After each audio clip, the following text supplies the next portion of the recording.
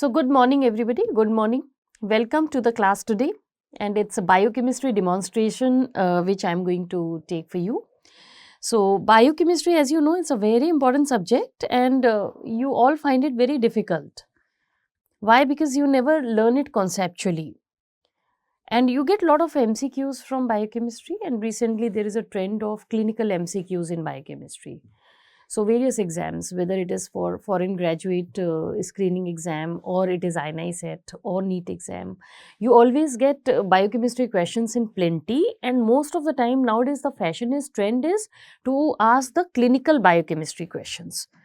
So I'll be talking about certain pathways, and I'll be explaining you in today's session where you will understand how the pathway runs in our system, and the role of various enzymes I'll be explaining you.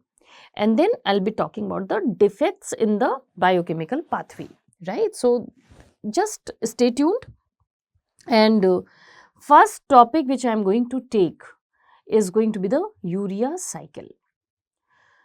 So just give me a quick reply that what you know about urea cycle, which organ is involved in making of urea, and why we call it as cycle, and why as a medical student you need to learn urea cycle. See, there are so many questions which you need to know. When we say urea cycle, you must know this is some pathway where you see the cyclical reaction. And urea cycle, if you ask which organ the urea cycle is taking place, you must always remember that there is only one organ where the urea synthesis takes place, and that organ is liver, right? So liver is the only organ where urea is synthesized, right? Liver. Don't say kidney or brain the urea synthesis takes place. No, it is only liver. And the pathway of urea synthesis involves two compartments of the cell, and that is synthesis. When you are talking about urea synthesis, two compartments of the cell is involved. One is mitochondria matrix and another is cytosol. So you call it as like partly mitochondrial and partly cytosolic process, partly mitochondrial and partly cytosolic process, right? So there are, you just remember a mnemonic, it will be very useful to you. Hug. This is heme, H for heme synthesis, U for urea synthesis, and G for gluconeogenesis. Gluconeogenesis. All these three pathways involve mitochondria and cytosol, both. So not only urea synthesis, it is heme synthesis as well as gluconeogenesis, where both the compartment of the cell is involved.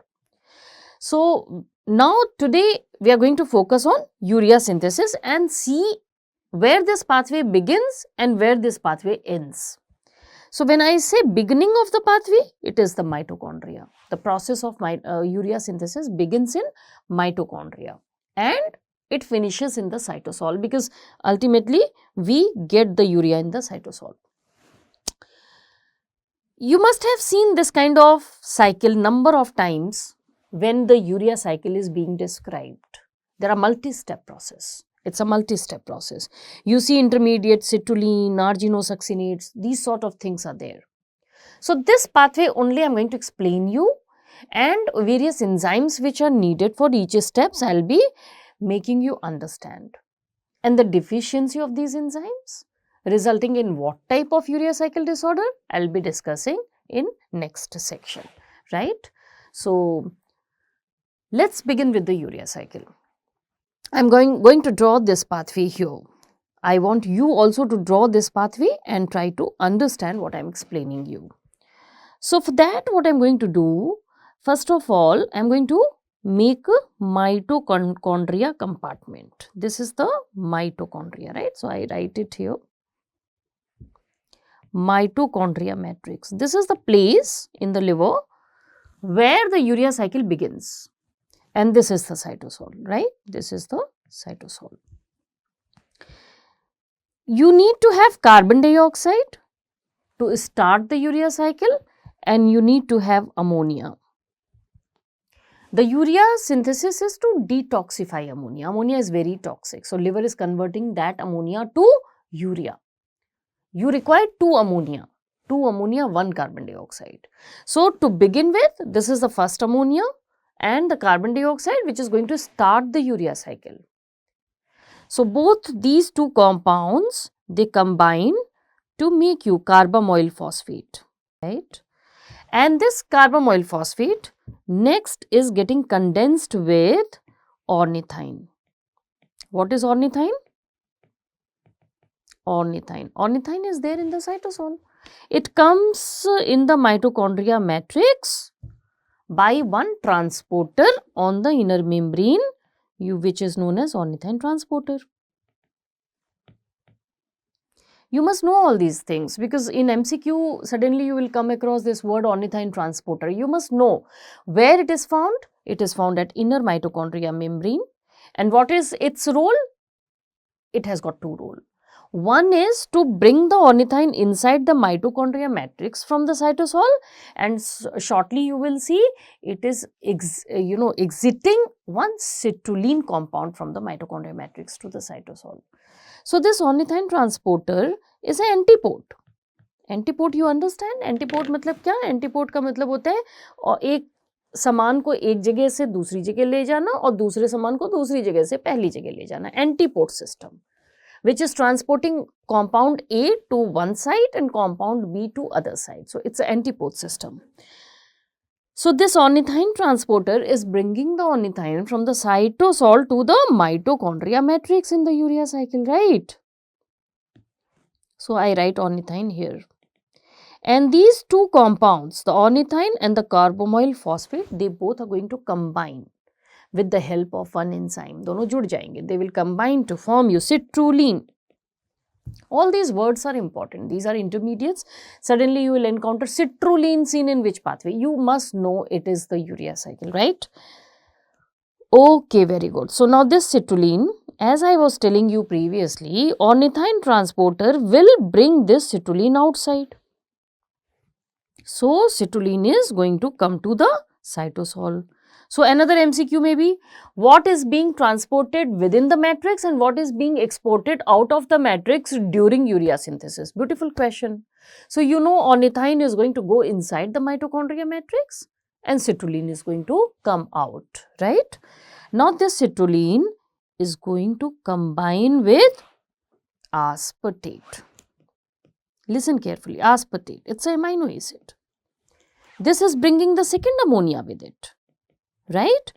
Again MCQ. It's a full of MCQ. Like I am teaching you step by step, slowly and patiently I am teaching you, and you understand in each line you have one MCQ. So, aspartate is the source of second ammonia, and that aspartate is going to condense with citrulline to make you arginosuccinate. To make you arginosuccinate. Right? I will tell you the enzymes and everything else shortly. See, for biochemistry, I'll teach you the art of learning biochemistry. See, it's a complex subject, no doubt. But first of all, you must know the flow of intermediates, where it is beginning, where it is ending, and what all intermediates are there in between. And then next step, you go for enzymes. Okay, this step, this enzyme, this step, this enzyme. And next to that, go to coenzyme. ATP is needed, NADH is produced, FADH2 is produced. Then you come to last step, and that is the deficiency of enzyme, deficiency of cofactor and its clinical consequence, what disease will result. Why you learn biochemistry as a medical student? Because this biochemical pathway, if it is a normal pathway, patient is healthy. But if there is a metabolic error, if there is enzyme deficiency or cofactor deficiency, the person gets into trouble. Person gets metabolic disease, right? So, all those disorders, the hypoglycemia, the diabetes, the galactosemia, the glycogen storage disorder, it's all, it's not very uncommon, it's all very common. So, to understand those diseases, you need to learn the biochemical pathway in this manner, as I was telling you just before. ठीक है? All right. Akash Kumar Patel, Please reply if you're understanding. And Prince is there, Raja, Dr. AP. So everybody, please interact. Otherwise, you will sleep. Right. So arginosuccinate is produced after condensing the citrulline to the aspartate with the help of one enzyme, which I'll be telling you shortly. Right. And in the next step, this arginosuccinate is going to break into arginine, and you will see something escaping away from the urea cycle. What is escaping? MCQ. Fumarate is escaping. What amino acid is produced? Arginine is produced during urea cycle. Now next step, what is happening? One enzyme is going to attack arginine and release the urea. And this is what we are talking, that this synthesis we are talking, that urea is getting produced. So one enzyme is going to attack arginine. The name of this enzyme I will be telling you shortly, right? And that enzyme will release the urea out of arginine. Right, somebody is requesting to take in Hindi, explain in Hindi. No problem, I'll be explaining in Hindi also. ठीक है, हिंदी में भी बताऊंगी. तो मैं आपको क्या बता रही हूँ? This is how the urea cycle runs. You have certain steps which are in mitochondria और कुछ steps होते हैं आपके साइटोसोल में. हमने स्टार्ट किया कार्बन डाइऑक्साइड अमोनिया से, दोनों ने मिलकर क्या बनाया? Carbamoyl phosphate. इसने ऑर्निथाइन के साथ कंबाइन किया तो क्या बनाया? सिट्रुलिन. सिट्रुलिन बाहर आया तो किससे कंबाइन किया? एमसीक्यू, आस्पर्टेट से. क्या बनाया? आर्जिनोसक्सिनेट. वो टूटा तो क्या बना? आर्जिनाइन और फ्यूमरेट. आर्जिनाइन टूटा तो क्या बना? Urea and ornithine. Ornithine is reclaimed, फिर से बन गया, दोबारा बन गया. ठीक है, is it okay now doctor? @doctor, you're not mentioning your name, but you requested for Hindi language. No problem, you can very well interact, right? So if you interact, very good. So now you're understanding. So whenever I teach you, I teach in English, I teach in Hindi. These two languages I certainly use. The same concept I teach in English और वही चीज़ मैं हिंदी में भी बताती हूँ, right? So don't worry about the language issue. You just try to learn, try to make all these kind of concept which I'm giving you in the class. Right, and when you join us for the regular classes, you'll be getting the workbook, the slides, so that hassle will not be there कि सब लिखना है, करना है. आपको सिर्फ class में सुनना होगा ध्यान से. ठीक है, आपको वर्कबुक वगैरह सब मिलेगा, तो ये सारी चीज़ें वहाँ बनी होंगी. आपको सिर्फ समझना होगा कि इनको लर्न कैसे करना है. ठीक है, चीज़ें बहुत सिंपल हो जाएंगी.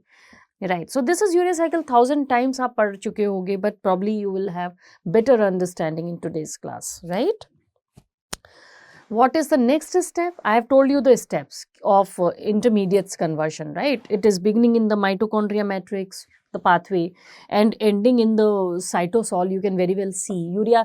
यही एक MCQ हो जाएगा, है ना डॉक्टर @ कि आपका यूरिया कहाँ प्रोड्यूस हो रहा है, तो आप कह देना, ये नहीं कहना लीवर में हो रहा है. अरे भैया दुनिया जानती है लिवर में हो रहा है. लिवर में किस कंपार्टमेंट में हो रहा है सेल के, तो आप बोलना साइटोसोल में बनता है. आप देख रहे हो ये साइटोसोल में यूरिया आपको मिल रहा है, लेकिन पाथवे शुरू हुआ था माइटोकॉन्ड्रिया मैट्रिक्स में. ठीक है, ऑल राइट, वेरी गुड. अब हम बात करने जा रहे हैं एंजाइम्स की. ठीक है, doctor @ please tell what is your name. Doctor AP, Raja, Prince, beautiful names, Rohit, Akash, आप लोग बताइए, समझ आ रहे हैं? अब एंजाइम्स की बात करेंगे. ठीक है, मैं थोड़ा स्लो जा रही हूँ because this is first interaction with you, तो मुझे आपका रिसेप्शन पता नहीं है, हाउ रिसेप्टिव यू आर, तो मैं थोड़ा स्लो जाऊंगी ताकि आप चीज़ों को समझ लो, जो भी मैं पढ़ा रही हूँ उसको समझ लो.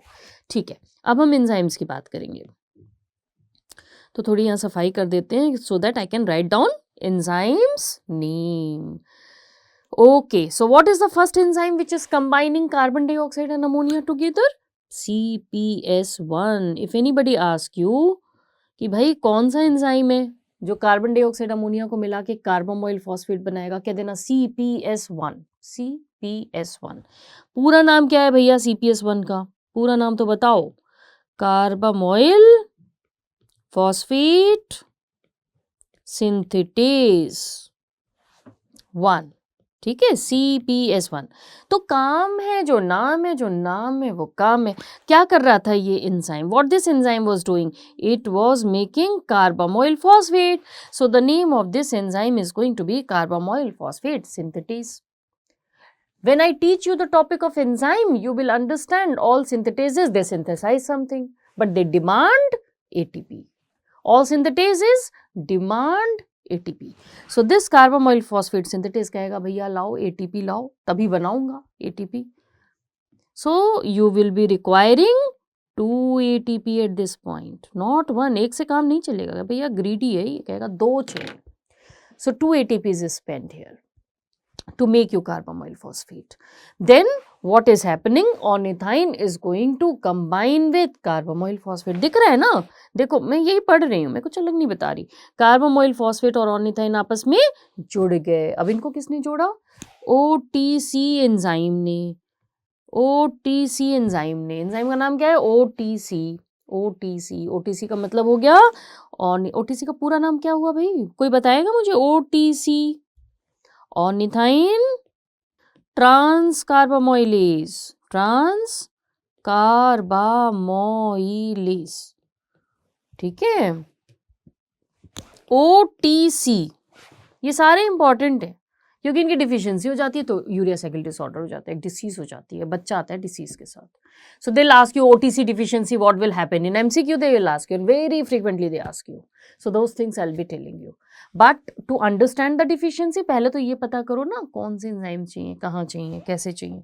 सो ornithine transcarbamylase will be required to make you citrulline. अब ये सिट्रोलिन क्या करेगा? भाग जाएगा बाहर माइटोकॉन्ड्रिया के.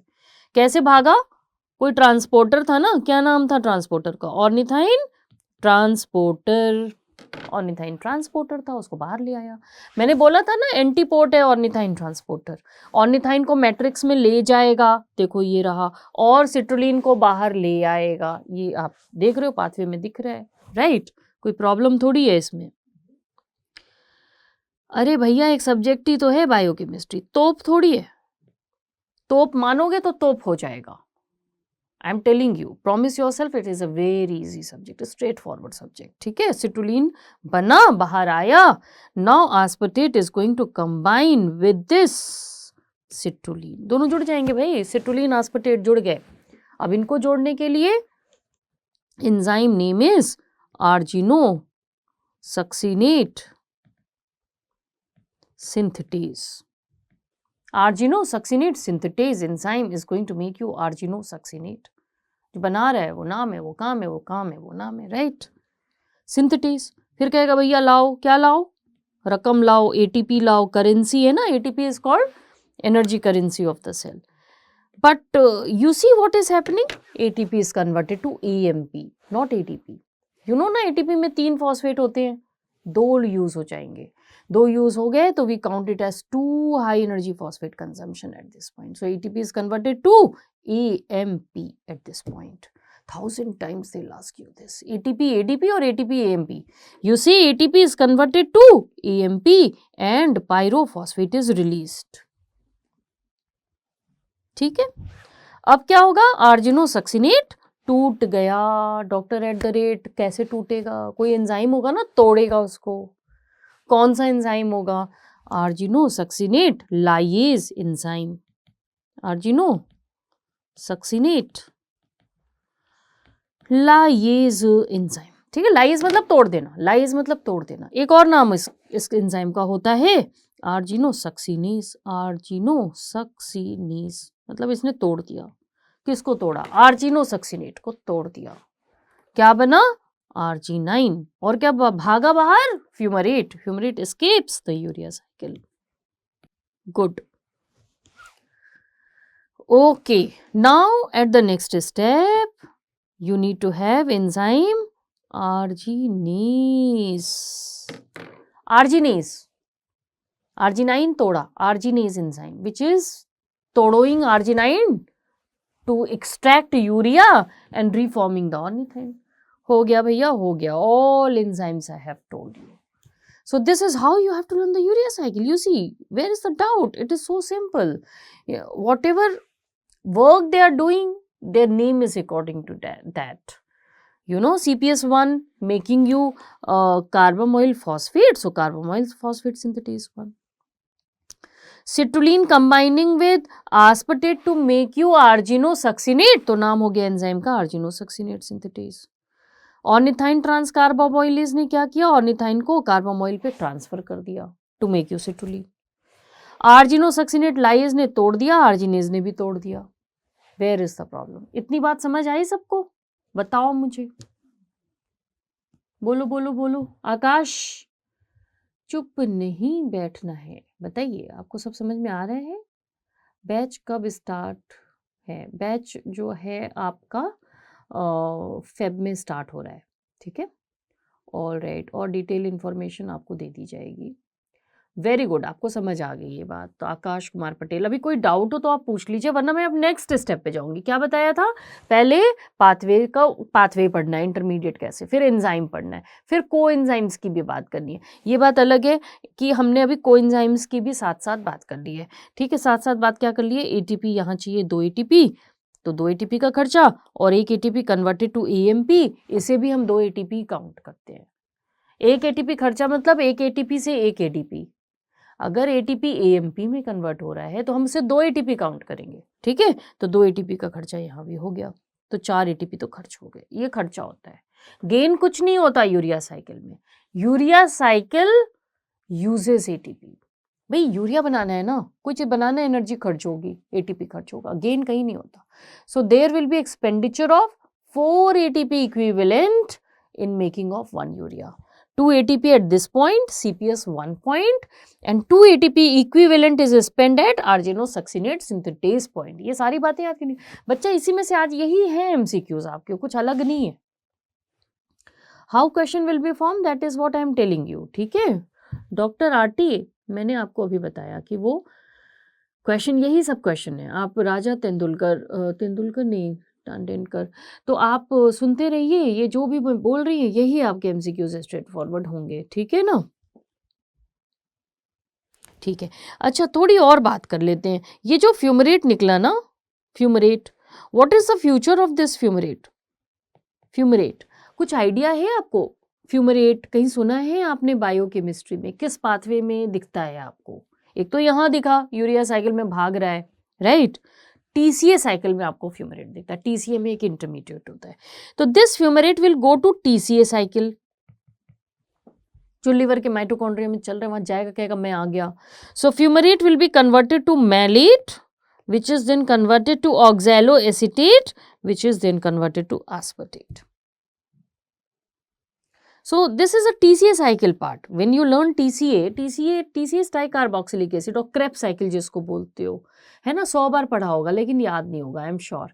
लेकिन अब करना पड़ेगा ना याद. तो TCA जब मैं पढ़ाऊंगी, you will see fumarate is converted to malate, malate is converted to oxaloacetate. और अब मैं बता रही हूँ ये एक एक्स्ट्रा हो गया, ऑक्सैलोएसिटेट इज कन्वर्टेड टू एस्पार्टेट. ये TCA का पार्ट नहीं है, ये अलग से हो गया. इसमें क्या हुआ, ग्लूटामेट आया और ग्लूटामेट ने अपना अमोनिया दे दिया ऑक्सैलोएसिटेट को, अल्फा कीटो ग्लूटरेट में कन्वर्ट हो गया, ठीक है. तो एस्पार्टेट बन गया. तो ये TCA का पार्ट हो गया. तो अगर आपसे एग्जाम में ये पूछ ले, देखो MCQ कह रहे हो ना, ये पूछेगा why you think that urea cycle is a bicycle, which other pathway is important for continuous running of urea cycle. Urea चलाने के लिए यूरिया साइकिल कंटिन्यूस कौन से पाथवे का सपोर्ट चाहिए? तो आप क्या बोलोगे? TCA का सपोर्ट चाहिए, क्योंकि TCA फ्यूमरेट को मैलेट में, मैलेट को ऑक्सैलोएसिटेट में, फिर एस्पार्टेट में समहाउ बन जाता है. So this aspartate continuous supply is important, otherwise urea cycle कैसे चलेगी ना.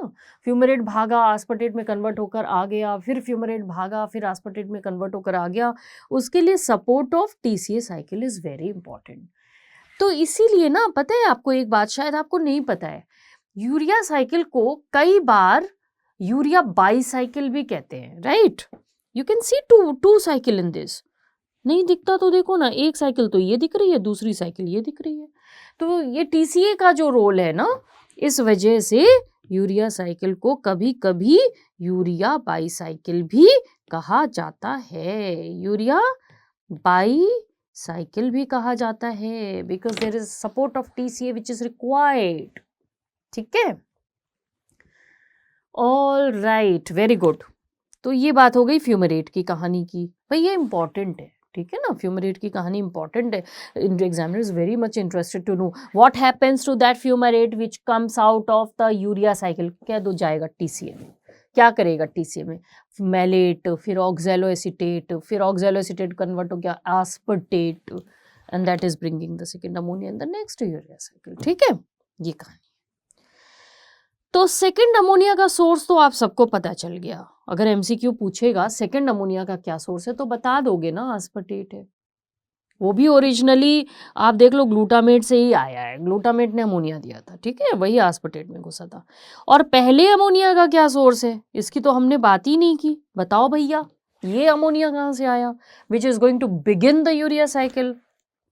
पूछेंगे, 100 बार पूछेंगे, और सब नहीं बताएंगे, बस आप बताओगे। आप ये बताओगे कि भैया ऐसा है, glutamate is circulating in the blood and it is giving this ammonia by action of glutamate dehydrogenase enzyme. क्या बोलोगे इसको, GDH enzyme, glutamate dehydrogenase enzyme. तो ये अमोनिया ग्लूटामेट से आता है by action of glutamate dehydrogenase. ठीक है, ये सब कहानी हो गई। अभी कोई डाउट नहीं है तो हम आगे बढ़ेंगे। तो हमने देखा urea cycle, it takes place in the liver hepatocyte, it is partly mitochondrial partly cytosolic. Carbon dioxide ammonia से ये कहानी शुरू होती है। कार्बन डाइऑक्साइड तो अवेलेबल एवरीवेयर है ना, हर सेल में प्रेजेंट है। अमोनिया कहाँ से आया भैया, मैट्रिक्स में, तो ग्लूटामेट से आया। Which enzyme is extracting ammonia out of this glutamate for beginning the urea cycle, पूछ लिया तो क्या बोलोगे, GDH। भूलना नहीं इस एंजाइम को, ग्लूटामेट डिहाइड्रोजिनेज एंजाइम। ठीक है भैया, चलो अब मिल गया आपको ये दोनों समान। फिर में आप देख ही रहे हो क्या कहानी आगे हो रही है। अल्टीमेटली यूरिया बन रहा है ना, यूरिया बन गया। और डिसऑर्डर की बात करोगे तो हर एक एंजाइम में डिफेक्ट गॉड ने बना दिया है। None of the enzyme of urea cycle is spared from deficiency. Unfortunately, every step the deficiency is found. कुछ बच्चे हैं जिनको OTC की डिफिशियंसी है, कुछ बच्चे हैं जिनको आर्जिनेस की डिफिशियंसी है, कुछ बच्चे हैं जिनको CPS1 की डिफिशियंसी है। ठीक है, तो यूरिया साइकिल डिसऑर्डर अगर पूछोगे तो हर एक स्टेप इन्वॉल्व है। आपका काम सिर्फ इतना है, अब आपने यूरिया साइकिल तो पढ़ लिया, एंजाइम भी पढ़ लिया, ठीक है, पढ़ लिया। अब आपका काम सिर्फ इतना है, इस एंजाइम की डिफिशियंसी होगी तो ये यूरिया साइकिल डिसऑर्डर होगा, इसका नाम ऐसा होगा, इसमें ये बढ़ा होगा, ये सब आपका काम है। And that is very easy for you to understand. अगर आपको ये कहानी पता है तो डोंट यू थिंक आप ये भी बता दोगे कि अगर CPS1 में प्रॉब्लम है तो फ्रैंक अमोनिया इकट्ठा हो रहा है। भैया यूरिया साइकिल तो बिगिन ही नहीं हुई, it is most lethal one. MCQ कह रहे हो ना, आ गया MCQ कि most lethal urea cycle disorder is which of the following, option A, B, C, D। तो एक बात हमेशा याद रखना, earlier the defect more toxicity will appear.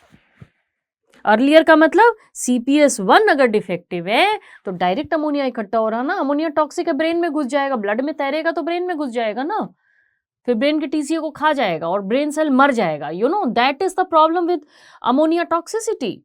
Why God has created all together a different pathway in the liver to make urea out of this ammonia, क्योंकि ammonia बहुत dangerous है, ammonia बहुत सॉल्युबल है प्लाज्मा में।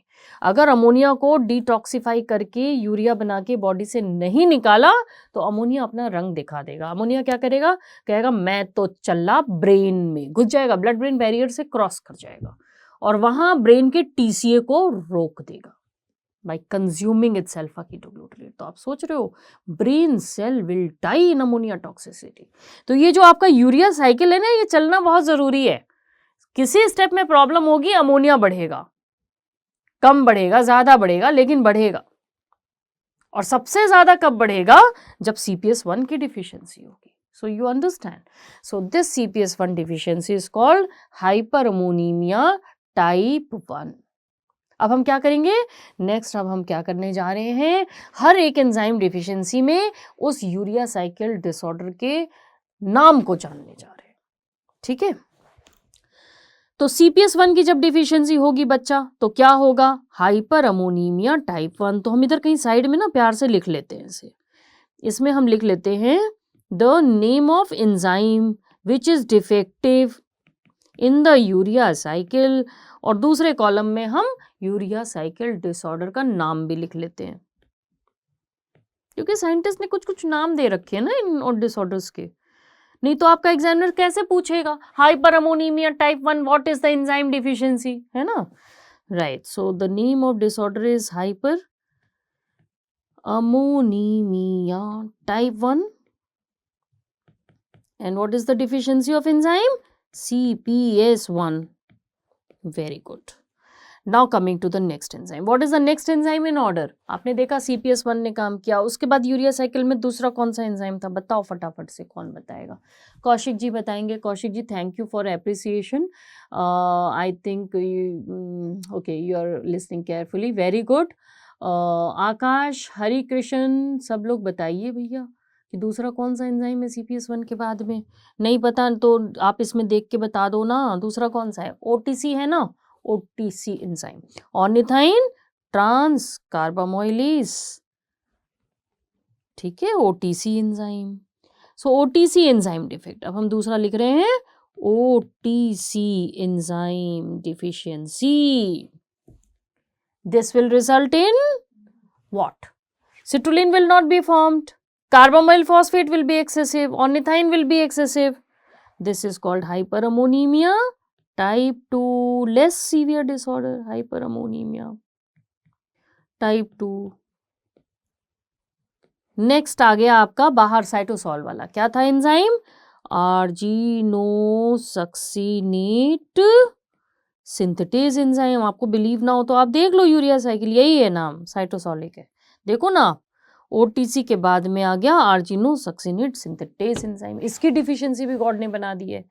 तो आप बताओ जरा, लॉजिकली बताओ, मुझे ज्यादा नहीं सोचना, लॉजिकली बताओ, ये कम हो गया तो क्या इकट्ठा होगा उस बेबी में, बताइए क्या इकट्ठा होगा? सिट्रुलिन, क्योंकि वो आगे नहीं जा पा रहा, ठीक है। अमोनिया तो होगा ही होगा, क्योंकि पाथवे कहीं मिडिल में रुक गया है तो अमोनिया कहेगा भैया गड़बड़ है, आगे रास्ता ट्रैफिक जाम है, मैं तो ब्लड में तैरूंगा। तो हाइपर अमोनीमिया तो सब में होगा, ठीक है, और इसमें भी होगा जिसमें सिट्रुलिन इकट्ठा हो रहा है। इस डिसीज का नाम आप क्या देना चाहोगे? सिट्रुलिनीमिया, मतलब ब्लड में सिट्रुलिन इकट्ठा हो जाएगा, ठीक है, ओके, राइट। आपको अभी बता दिया जाएगा कि आपको कोचिंग कैसे ज्वाइन करना है और फीस वगैरह कितनी है, ठीक है। अभी आप थोड़ा क्लास में फोकस करिए, मैं अभी उनसे कोऑर्डिनेटर से कह देती हूँ, आपको सारी इन्फॉर्मेशन दे देंगे, ठीक है। अच्छा, तो हमने क्या बोला, आर्जिनोसक्सिनेट सिंथेटेज डिफिशियंसी में सिट्रुलिन बढ़ जाएगा, सिट्रुलिनीमिया, ठीक है। लेकिन एक बात मैं बता सकती हूँ कि फीस आपकी मिनिमम होगी और टीचिंग आपकी मैक्सिमम होगी, सबसे अच्छी, simplified and to the point, ठीक है, ये तो मैं बता सकती हूँ, ठीक है। सो आर्जिनोसक्सिनेट सिंथेटेज की डिफिशियंसी में सिट्रुलिनीमिया हो जाएगा। अब आपसे MCQ में क्या पूछा जाएगा कि भैया सिट्रुलिनीमिया है, उस बच्चे को सिट्रुलिन बढ़ रहा है ब्लड में, कौन सी एंजाइम की डिफिशियंसी है? This is how they will ask you question. So for that you need to learn the urea cycle, right, with the enzymes, तो ईजी हो जाएगा। सिट्रुलिनीमिया हो गया। इसके बाद दूसरा नेक्स्ट एंजाइम क्या था, कोई बताएगा मुझे नेक्स्ट एंजाइम क्या लगा था? आकाश बताएंगे मुझे, what is the next enzyme after argininosuccinate synthetase, बताइए। अरे आर्जिनोसक्सिनेट बन गया तो अब टूटेगा, तो आर्जिनोसक्सिनेट लाइएज, जिसका दूसरा नाम बताया था आर्जिनोसक्सिनेज। सो आर्जिनोसक्सिनेज या आर्जिनोसक्सिनेट लाइएज एंजाइम की डिफिशियंसी हो जाएगी। तो जरा पाथवे देखकर बताइए तो क्या बढ़ जाएगा, बताइए क्या बढ़ जाएगा? देखिए ये पाथवे, ये रहा ना, आर्जिनोसक्सिनेट लाइएज की डिफिशियंसी की हम बात कर रहे हैं, इसकी इस स्टेप पर, तो क्या बढ़ेगा? आप देखिए प्रीवियस इंटरमीडिएट बढ़ जाएगा ना, दैट इज आर्जिनोसक्सिनेट। सो आर्जिनोसक्सिनेट बढ़ जाएगा, आर्जिनोसक्सिनेट बढ़ जाएगा तो आर्जिनोसक्सिनेट यूरिया हो जाएगा, ठीक है। सो आर्जिनोसक्सिनेट लाइएज डिफिशियंसी में यू विल हैव आर्जिनोसक्सिनेट यूरिया, कहेगा वो एग्जामिनर, भैया बच्चे के यूरिन में आर्जिनोसक्सिनेट आ रहा है, that is a catch. So arginosuccinate coming out in the urine, the problem is in the enzyme which is going to attack arginosuccinate, and that is arginosuccinase enzyme which is deficient. ठीक है, ये हो गया. उसके बाद आ जाएंगे हम next enzyme पर, वो है आर्जिनेज एंजाइम. सो आर्जिनेज एंजाइम डिफिशियंसी, यूरिया नहीं बनेगा, ब्लड में आर्जिनाइन बढ़ जाएगा, इसको हम कहते हैं हाइपर आर्जिनीमिया. आर्जिनेज की डिफिशियंसी हो गई. ठीक है, तो आर्जिनाइन बढ़ गया, हाइपर आर्जिनीमिया. ठीक है, सो ये सारे आपके यूरिया साइकिल डिसऑर्डर हो गए.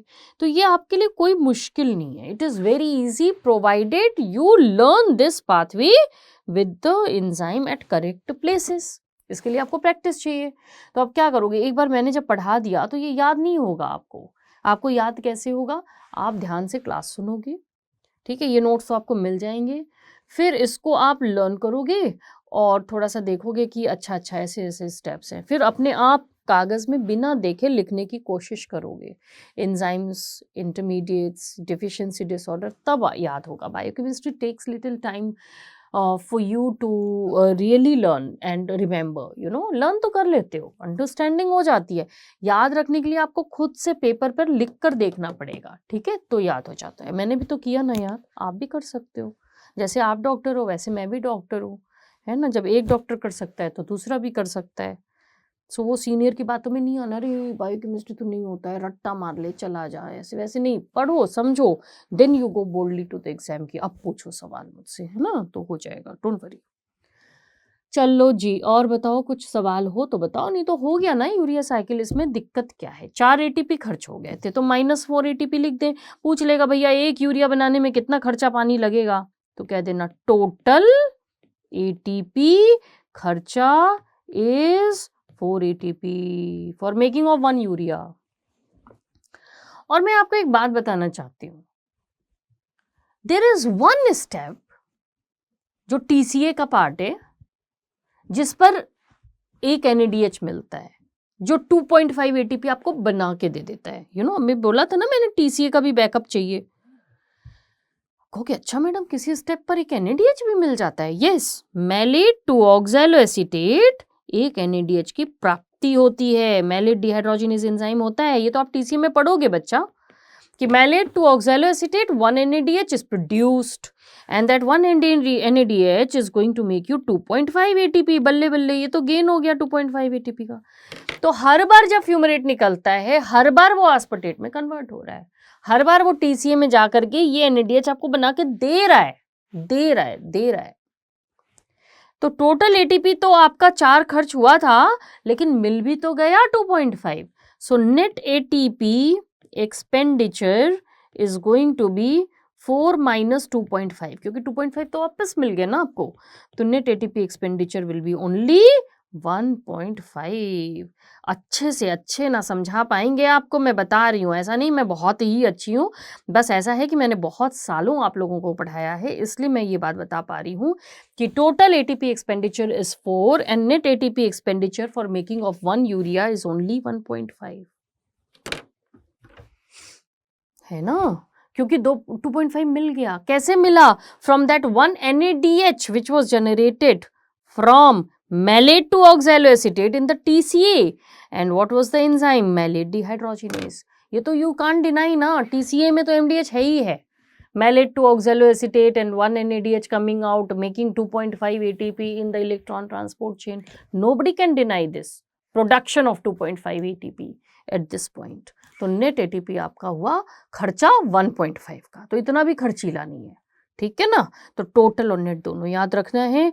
और आपसे पूछ सकता है एग्जाम में, भाई टोटल कितना खर्चा हुआ, नेट कितना हुआ, तो बता देना. All right Kavita, oh Kavita is also here, very good Kavita. I think you join little late but it's okay. I mean समझिए आप चीज़ों को. तो ये हो गई यूरिया साइकिल. कौशिक जी ने बोला you teach very well, we understand easily, thank you so much. And yes, doctor at the rate every line which I am telling you is actually a MCQs. I have taught you, I have already taught students like you for more than 17 years. So I eat MCQ, I drink MCQ, I sleep MCQ, I speak MCQ. सो जब मैं बोल रही हूँ, आपको पढ़ा रही हूँ, तो हर एक लाइन आपका MCQ है, ठीक है ना? So just don't worry about it. ये नहीं आपको डरना है कि MCQ कैसे पूछेंगे. यही MCQ है ना बच्चा. MCQ कोई आसमान से थोड़ी उतरेगा. यूरिया साइकिल के सारे स्टेप्स आपके MCQ, एंजाइम्स MCQ हैं, डिफिशियंसी डिसऑर्डर MCQs हैं. और क्या जानना चाहते हो बताओ? ओके, तो हो गया बच्चा. ये तो बात हो गई यूरिया साइकिल की. कोई डाउट शाउट है तो पूछ लो, नहीं तो मैं फिर कुछ और पाथवे उठाती हूँ, है ना? एक कोई और पाथवे आपको सिखाती हूँ, देखो कैसे पढ़ना होता है. तो आई होप कि ये इजी हो गया आपके लिए, है ना? इस तरीके से पढ़ना है. चलो आगे बढ़ेंगे. और अब मैं आपको पढ़ा देती हूँ. क्या पढ़ोगे? गैलेक्टोज मेटाबॉलिज्म पढ़ाते हैं. चलो, छोटा सा पाथवे है, फ्रक्टोज एंड गैलेक्टोज मेटाबॉलिज्म. ठीक है, पहले मैं गैलेक्टोज मेटाबॉलिज्म पढ़ाना चाहूँगी. हर एक किताब में कई जगह आपको ये पिक्चर दिखाई देगा भाई कि ये है गैलेक्टोज मेटाबॉलिज्म. अब आप ओ इतना छोटा सा पाते हो, ओ ईजी ईजी ईजी है, ठीक है, ये it's very easy. But at the same time you must know it is very important clinically, biochemically, as well as for your MCQ pattern of exams. It is all going to be very very important. तो इसको हमें पढ़ना है.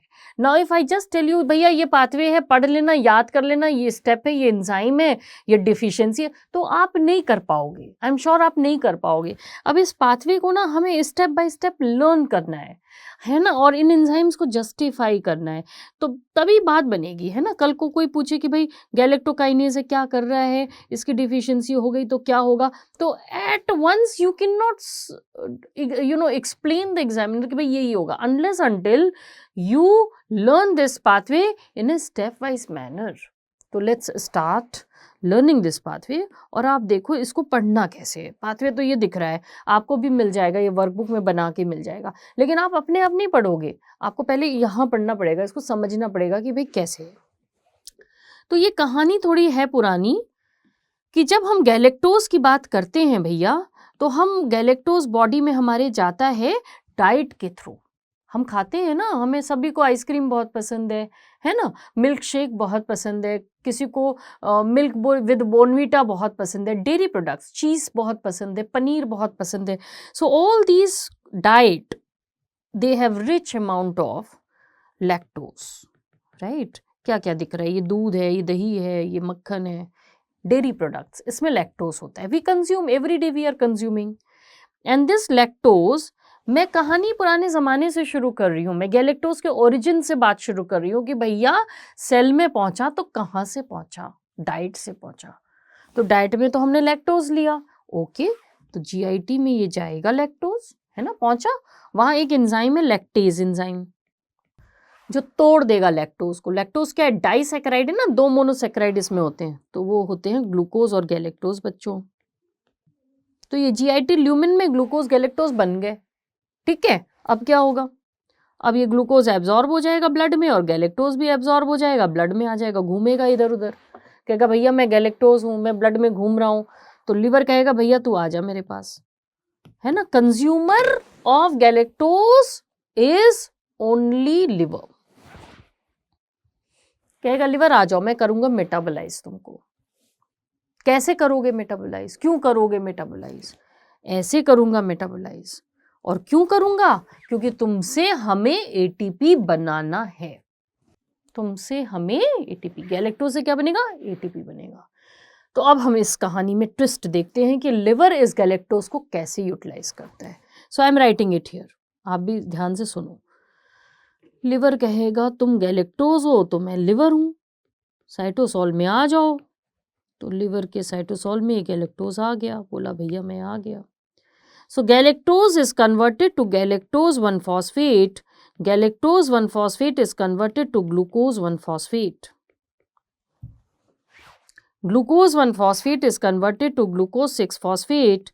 And once glucose 6-phosphate is produced, फिर तो इसका future कुछ भी हो सकता है.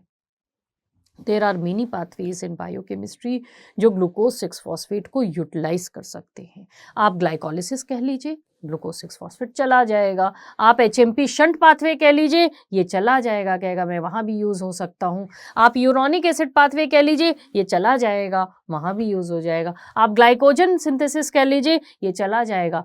ग्लूकोज 6 फॉस्फेट कि कई डेस्टिनी है, कहेगा यहाँ नहीं तो वहाँ, वहाँ नहीं तो यहाँ। तो लिवर इस ग्लूकोज 6 फॉस्फेट को किसी भी चीज़ के लिए यूज़ कर सकता है, या तो ग्लाइकोजन बनाने के लिए जिसको आप ग्लाइकोजेनेसिस कहते हो, या ग्लाइकोलाइसिस के लिए जिससे बहुत सारी ATP मिलेगी, या HMP शंट के लिए यूज़ कर सकता है, या यूरोनिक के लिए यूज़ कर सकता है। तो हमें और आपको क्या इस ग्लूकोज 6 फॉस्फेट को भी नहीं पता इसका कहाँ जाना लिखा हुआ है। जहाँ लिवर को ज़रूरत होगी वहाँ उसे ये यूज़ कर लेगा। लेकिन कहने का मतलब ये है कि ये ग्लूकोज 6 फॉस्फेट आया है गैलेक्टोज से, गैलेक्टोज से आया है। लेकिन आया कैसे है ये? हमने इंटरमीडिएट का कन्वर्जन तो देख लिया। I have told you the steps. Number 1 is the intermediate में कैसे कैसे कैसे क्या बदला, फिर एंजाइम्स, फिर कोएंजाइम्स, फिर क्लिनिकल इंपॉर्टेंस। यही 4 स्टेप में आपको पूरी बायोकेमिस्ट्री पढ़नी है। तो पहला स्टेप तो हो गया, अब हम चलते हैं दूसरे स्टेप पे, and that is enzymes. Enzyme से कभी डरना मत बच्चों। बायोकेमिस्ट्री में एंजाइम से आप बहुत डरते हो, भैया इस स्टेप पे कौन सा एंजाइम, उस स्टेप पे कैसे याद होगा। जो नाम है वो काम है। 90% of the enzyme names are according to their function. जो करते हैं वही उनका नाम पड़ गया। जैसे कि ये एंजाइम है बच्चों गैलेक्टोकाइनेज। काइनेज का क्या मतलब होता है भैया? काइनेज, तो जब आप एंजाइम टॉपिक पढ़ोगे तो आप ये पढ़ोगे कि kinase is a transferase enzyme which transfer phosphate from ATP to substrate. तो यही कर रहे हैं। लो भैया, लो ले आओ ATP, दे दो फॉस्फेट ATP का गैलेक्टोज को, तो बन जाएगा गैलेक्टोज 1 फॉस्फेट। तभी मेरा नाम है galactokinase. Now coming to the second step.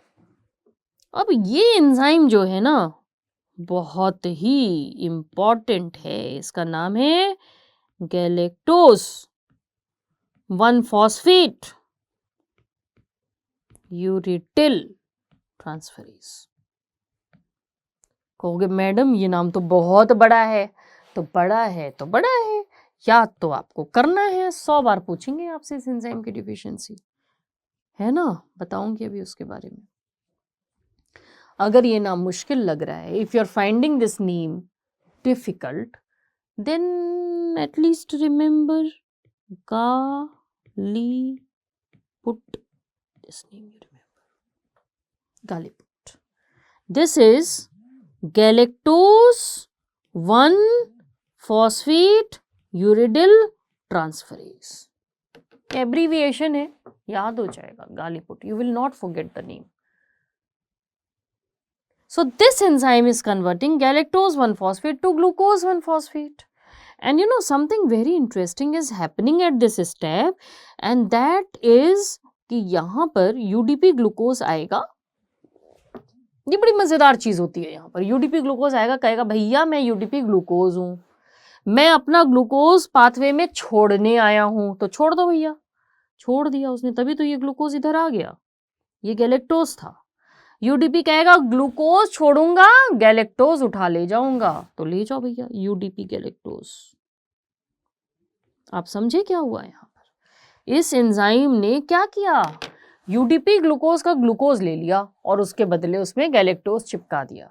तो UDP ग्लूकोज का ग्लूकोज ले लिया तो आपका बन गया ग्लूकोज 1 फॉस्फेट इधर, और ये गैलेक्टोज निकल कर कहाँ चला गया? इधर चला गया। इंटरचेंज हो गया ना। UDP ग्लूकोज आया, बोला मैं UDP ग्लूकोज हूं, मैं देने आया हूं ग्लूकोज, लेने आया हूं गैलेक्टोज। तो कर लो भैया अपना काम, कर लिया इन्होंने।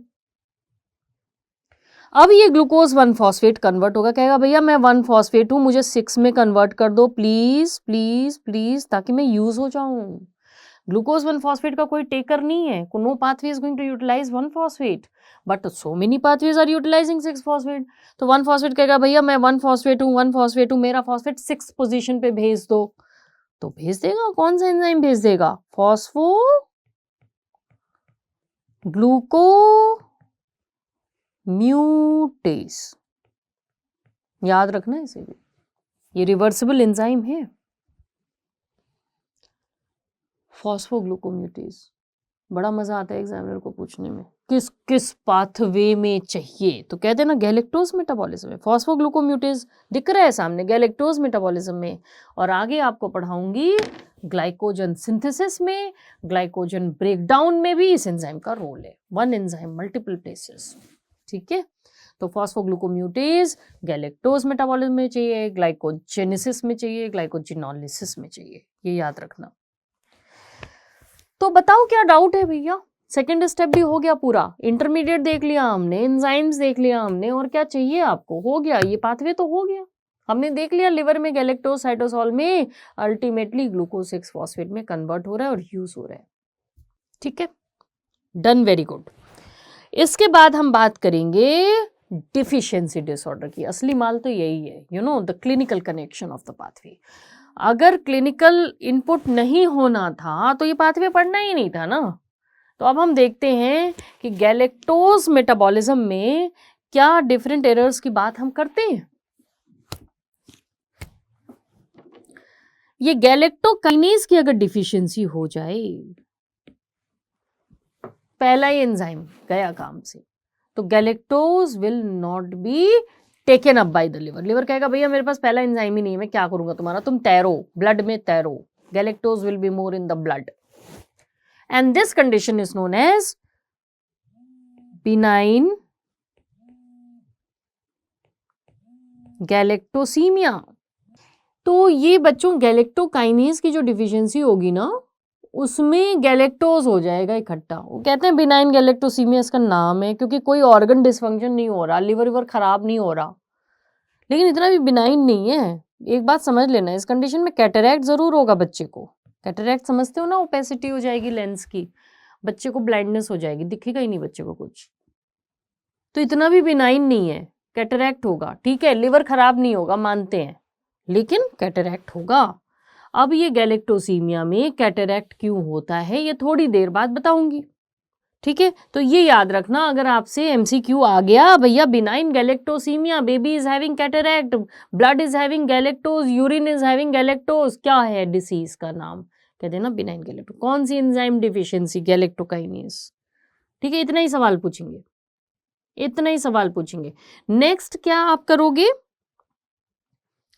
इसकी डिफिशियंसी, किसकी, गालीपुट एंजाइम की डिफिशियंसी। तो अगर तो गालीपुट एंजाइम की डिफिशियंसी होगी तो लिवर में गैलेक्टोज 1 फॉस्फेट इकट्ठा होने लगेगा और लिवर को खराब कर देगा। This deficiency disorder is known as classical galactosemia, classical galactosemia, ठीक है। ये गैलेक्टोज 1 फॉस्फेट यूरिडिल ट्रांसफरेज की डिफिशियंसी होगी तो क्लासिकल गैलेक्टोसीमिया, इसमें लिवर भी खराब होगा, कैटरैक्ट तो होगा ही होगा। This classical galactosaemia will have cataract, liver खराब है ना, हिपैटोमेगैली हो रही है, लिवर अपना काम नहीं कर पा रहा, जॉन्डिस भी हो सकता है, ठीक है। और साथ में मेंटल रिटार्डेशन हो जाएगा, मेंटल रिटार्डेशन हाइपोग्लाइसेमिक अटैक की वजह से, जबकि बिनाइन में ऐसी कोई दिक्कत नहीं थी। बिनाइन में only cataract was there, there was no liver problem, there was no hypoglycemia sort of issue. तो ये डायरेक्ट क्वेश्चन है, उसके लिए आप चिंता ना करो। Benign galactosemia enzyme deficiency galactokinase, classical galactosemia enzyme deficiency galactose 1 phosphate uridyl transferase enzyme deficiency, ठीक है। तो ये याद रखना है। तो ये लिवर खराब क्यों हो रहा है ये पूछ सकते हैं, कह देना due to deposition of galactose 1 phosphate.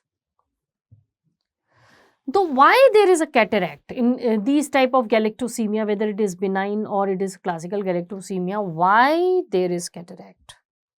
The answer is galactose which is not utilized due to defect in the pathway is high in the blood and enters the lens of the eye where it is converted to galactitol. Lens of the eye में it is converted to गैलेक्टिटॉल। lens of the eye में it is converted to galactitol, and this enzyme name is aldose reductase.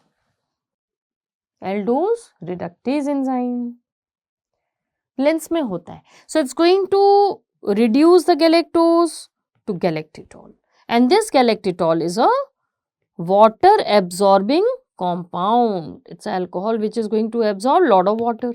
So what will happen? The lens will accumulate lot of water and lens cell will burst and will lead to cataract. Lens cell will burst and it will lead to cataract. So due to aldose reductase enzyme in the lens which is converting galactose to galactitol, and that being hygroscopic alcohol absorbs lot of water and lens is going to burst, right? So that is the reason for cataract. So this is about the galactose metabolism and the galactosemia, and the cataract is a very typical cataract. You see this child, can you appreciate the cataract? Ye picture they will give you in MCQ. In your exam, they will show this picture. This baby is having this kind of cataract. This is, can you see the opaqueness of the cornea of the lens? And this typical appearance is oil drop. This is oil drop cataract. This is classically seen in galactosemia. In diabetes also you get cataract. That is because of glucose converting to its corresponding alcohol sorbitol. But there the cataract appearance will be not oil drop. Oil drop मतलब oil in a drop, oil in a water. जैसे oil drop का मतलब ऐसा होता है. But diabetes में it is snowflake cataract. Snowflakes cataract है ना, बर्फ की बारिश होती है, snowflake cataract. That is seen in diabetes. Okay. So this is how you have to learn. Galactose देखो यही लिखा है, galactose to galactose 1 phosphate, glucose 1 phosphate, glucose 6, वही सब कहानी जो मैंने आपको बताई है. एक और चीज जो इसमें रह गई थी वो ये थी कि भैया देखो ये जो आपका यूडीपी गैलेक्टोज निकला ना, ये वापस यूडीपी ग्लूकोज में कन्वर्ट हो जाना है. This UDP galactose will be converted back to UDP glucose by 4 epimerase enzyme.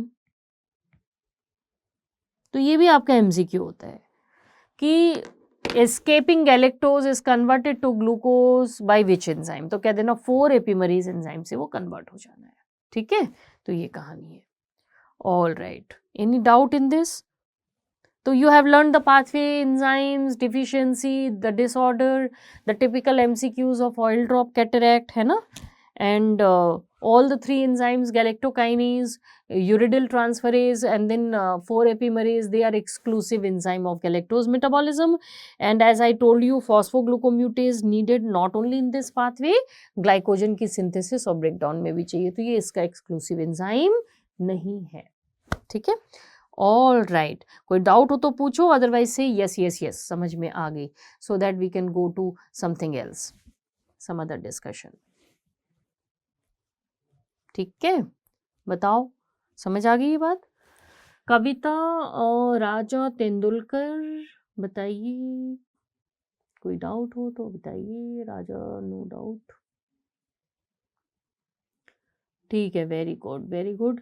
And next pathway इसमें हम जो लर्न कर सकते हैं वो अब होगा आपका पीडीएच कॉम्प्लेक्स की बात करें. वो आजकल खूब आ रहा है एमसीक्यूज में. पीडीएच कॉम्प्लेक्स, पीडीएच कॉम्प्लेक्स सुना है? आप बताओ कौन से ऑर्गन में होता है, क्या करता है पीडीएच कॉम्प्लेक्स एंड ऑल? कुछ आइडिया है आपको? कविता बताओ. पीडीएच कॉम्प्लेक्स सुना तो होगा यार. पीडीएच कॉम्प्लेक्स सेल के किस पार्ट में होता है? साइटोसॉल में या माइटोकॉन्ड्रिया मैट्रिक्स में? और करता क्या है ये भी बताना पड़ेगा. करता क्या है? Doctor at the rate long time याद रखने के लिए आपको बराबर रिवीजन करना होता है. ठीक है, कोई भी चीज़ आप एक बार पढ़ के छोड़ दोगे तो याद थोड़ी रहेगा, है ना. एंड ऑफ कोर्स मेडिकल में तो सिलेबस बहुत होता है, तो आपको बराबर पढ़ना होता है, एमसीक्यूज करने होते हैं, है ना. टीचर से इंटरेक्ट करना होता है, बराबर टीचर से कांटेक्ट पे रहना पड़ता है, बात करना होता है, सब हो जाता है. Everybody does. मेहनत करनी पड़ती है बस, है ना. इसी को मेहनत कहते हैं. बार बार पढ़ने को ही मेहनत कहते हैं.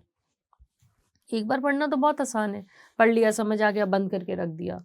लेकिन बार बार पढ़ना, रिकॉल करना, क्वेश्चंस अटेम्प्ट करना, टीचर से बात करना, इसको मेहनत कहते हैं, वो करना ज़रूरी है। वही नहीं करते ना हम लोग जनरली, तो फिर इसलिए याद नहीं रहता।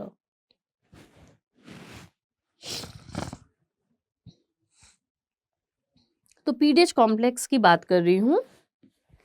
ये एक एंजाइम कॉम्प्लेक्स है, ठीक है। PDH complex is a enzyme complex which is found in mitochondria matrix. Mitochondria matrix, और इसका काम होता है पाइरुवेट को एसिटाइल कोई में कन्वर्ट करना। बहुत सारे एमसीक्यू आते हैं पीडीएच कॉम्प्लेक्स टॉपिक से, बहुत सारे एमसीक्यू आते हैं, तो इसे ठीक से पढ़ना होता है। तो एक समान होता है जिसका नाम होता है पाइरुवेट, जिसमें 3 कार्बन होते हैं, and this pyruvate comes from aerobic glycolysis. It also comes from various amino acid catabolism, and this pyruvate is converted to acetyl CoA in the mitochondria matrix. acetyl CoA is 2 carbon compound, ठीक है। और इस enzyme complex का नाम है PDH complex. PDH complex, ठीक है, PDH complex.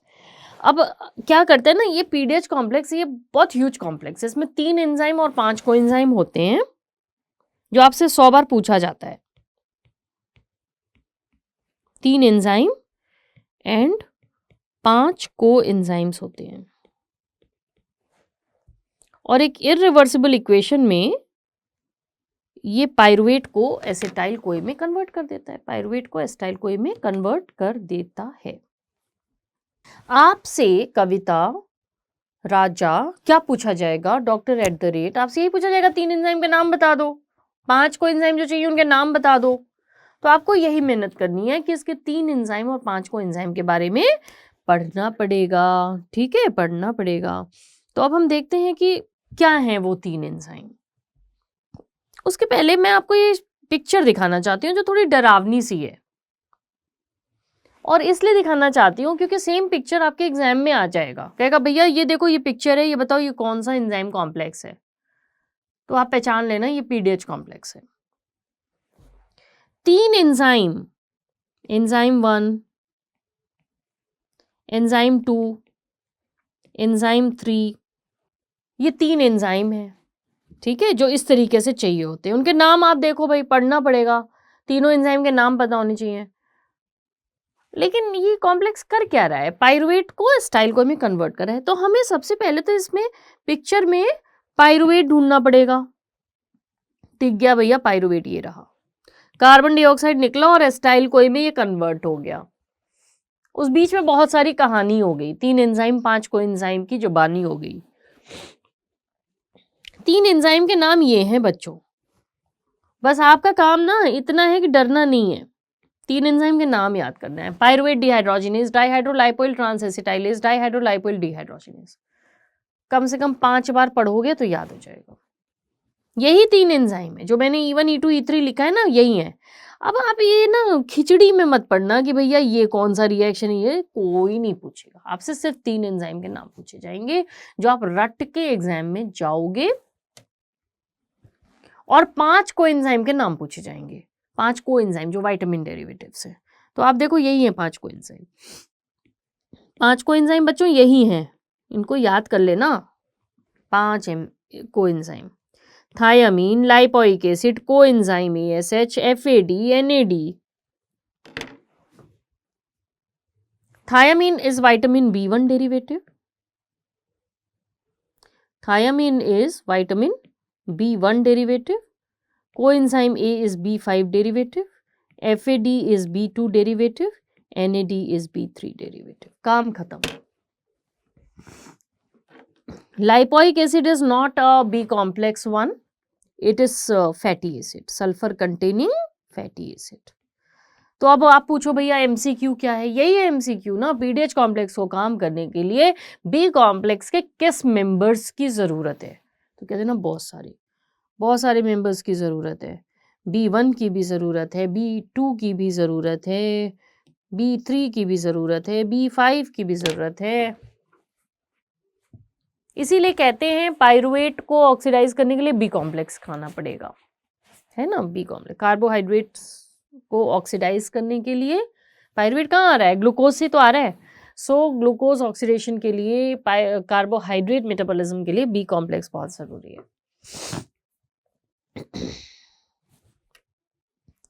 तो ये 3 एंजाइम 5 को एंजाइम मिलकर पीडीएच कॉम्प्लेक्स बनाते हैं which is converting pyruvate to acetyl CoA in a irreversible fashion. ठीक है, irreversible fashion.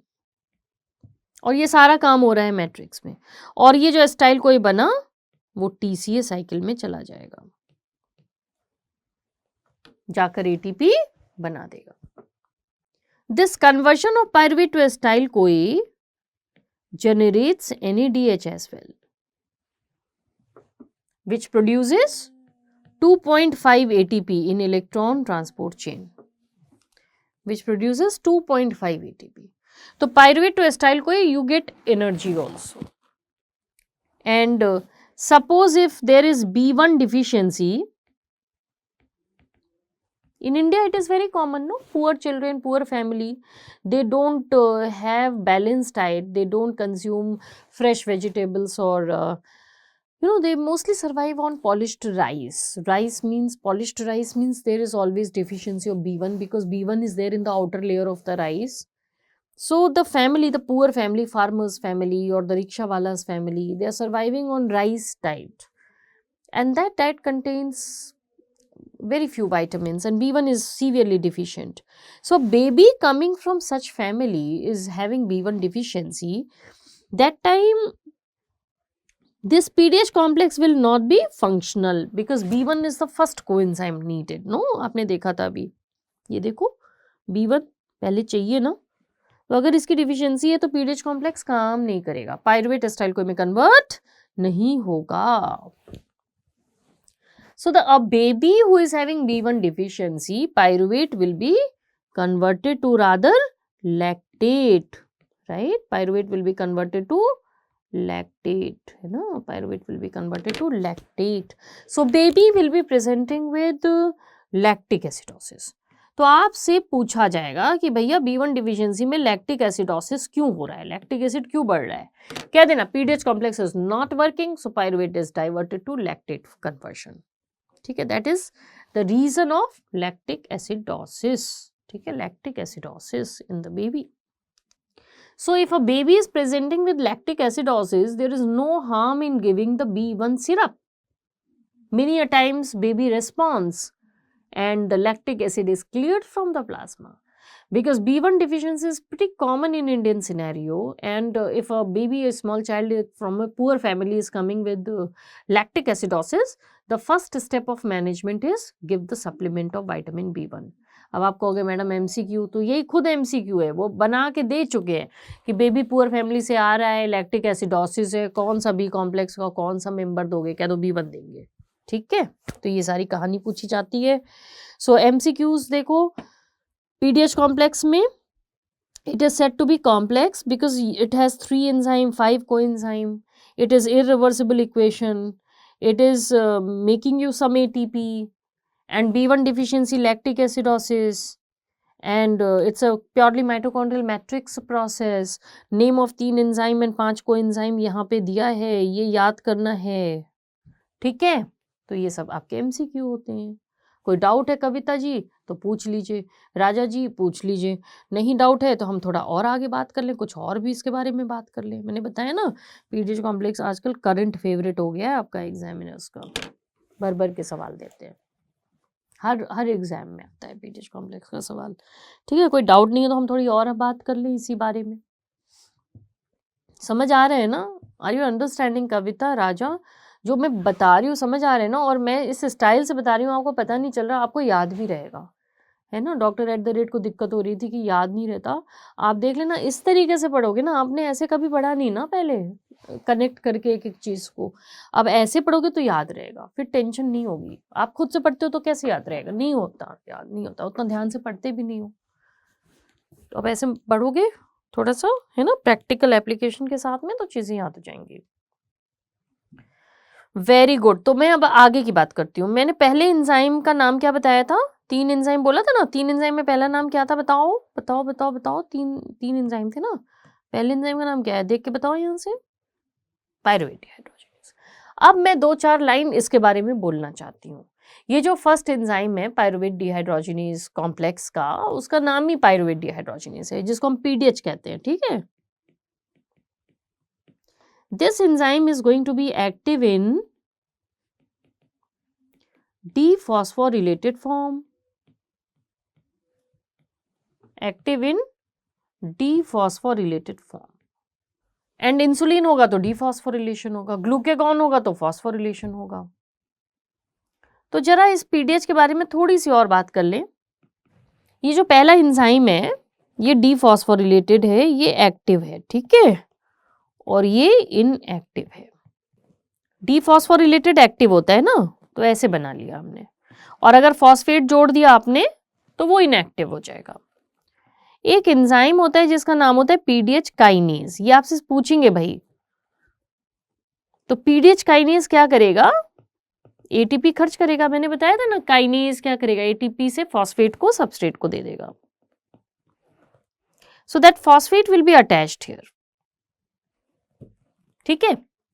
Now this PDH kinase is getting activated by 3 ratios, and they are going to be acetyl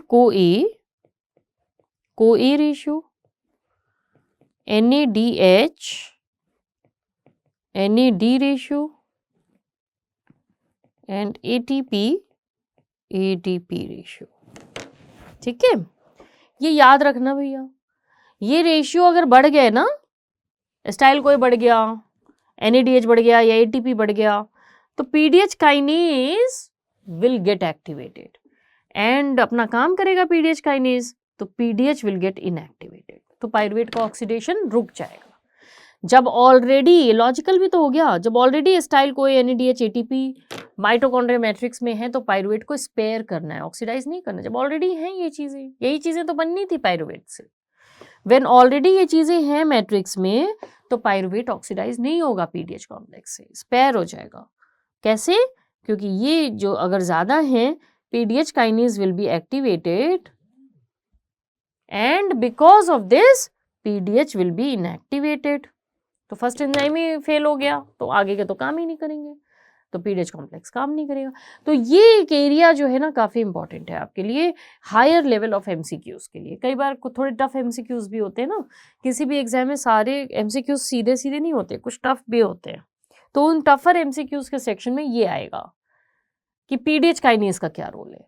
तो कह देना PDH kinase is phosphorylating PDH, है ना, phosphorylating PDH which is making it inactive, है ना, making it inactive. तो आपका active वाला फॉर्म ये है, ठीक है। ये सब कहानी है, तो इसको पढ़ना है बच्चों। इस तरीके से आपको पीडीएच कॉम्प्लेक्स का ये रेगुलेशन, इसमें किताबों में इतने कॉम्प्लेक्स तरीके से होता है, मैंने वो बहुत सिंप्लीफाइड तरीके से बता दिया। आपका फर्स्ट एंजाइम ही रेगुलेटेड है, वो आपका एक्टिव इन डीफॉस्फोरिलेटेड फॉर्म है, बस। इसमें कोई डाउट है तो पूछ लो, नहीं तो हम थोड़ा और कुछ बात करते हैं, या आप बताओ क्या करना है, क्या कुछ पढ़ना है, आपकी मर्जी। कुछ टॉपिक की है तो आप बता दो, मैं वो पढ़ा दूं, वरना मैं कुछ और टॉपिक्स लाई हूँ वो पढ़ा दूंगी। तो अभी हमने इस डेमो में अभी तक क्या देखा? हमने यूरिया साइकिल देखा ना, कितना इंपॉर्टेंट, छोटा सा पाथवे है लेकिन उसमें भर भर के एमसीक्यूज है। फिर गैलेक्टोज देखा, वो भी छोटा सा क्यूट सा पाथवे है, बट भर भर के क्लिनिकल कनेक्शंस है, एमसीक्यूज हैं, है ना, फोटो शोटो बना के दे देंगे। पीडीएच कॉम्प्लेक्स है, ये भी एक पार्ट बताया मैंने, जिसमें ग्लूकोज जब ऑक्सीडाइज होता है तो मिडिल में ग्लाइकोलिसिस और टीसीए के बीच का कनेक्शन है ये। अब इसमें भी भर भर के एमसीक्यूज हैं, ठीक है। तो इस तरीके से सवाल पूछे जाते हैं। HMP शंट के बारे में जानना चाहते हो, ठीक है, मैं आपको पढ़ा सकती हूँ HMP शंट। और HMP शंट ना बहुत ही कॉम्प्लेक्स पाथवे है ना, इसलिए शायद आपको मुश्किल लग रहा है।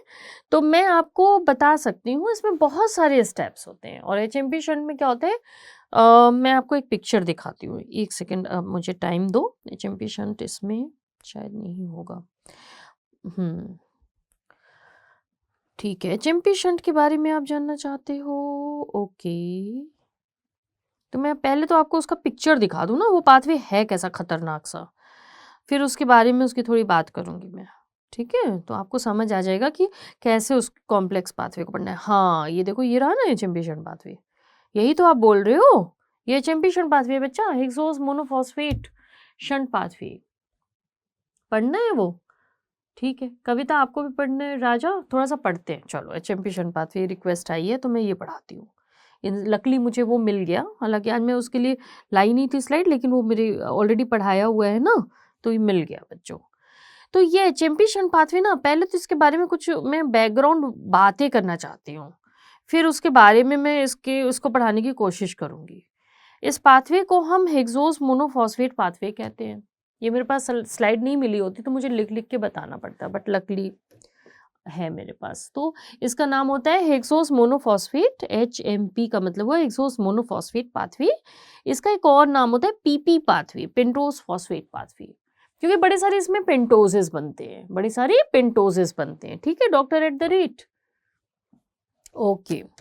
अच्छा, एक बात ये है कि ये पाथवे जो होता है ना, ये ग्लूकोज को ऑक्सीडाइज, ये तो आप पढ़ते ही होंगे ना, ये शायद आप जानते हो कि इसमें कार्बोहाइड्रेट मेटाबॉलिज्म में ये पाथवे आता है और इसमें ग्लूकोज ऑक्सीडाइज होता है। और ग्लाइकोलिसिस में भी ग्लूकोज ऑक्सीडाइज होता है, लेकिन वो ATP बनाने के लिए होता है। HMP शंट में no ATP generated from that glucose oxidation, ये पहला की पॉइंट है विच यू मस्ट नो, है ना। ये पाथवे ATP बनाने के लिए नहीं बना है, इसमें ग्लूकोज ऑक्सीडाइज होगा, लेकिन उस ऑक्सीडेशन का पर्पस ATP बनाना नहीं है, कुछ और है। So what is the purpose of HMP shunt pathway, क्या बना के दे रहा है? तो देखो, ये की पॉइंट्स होते हैं।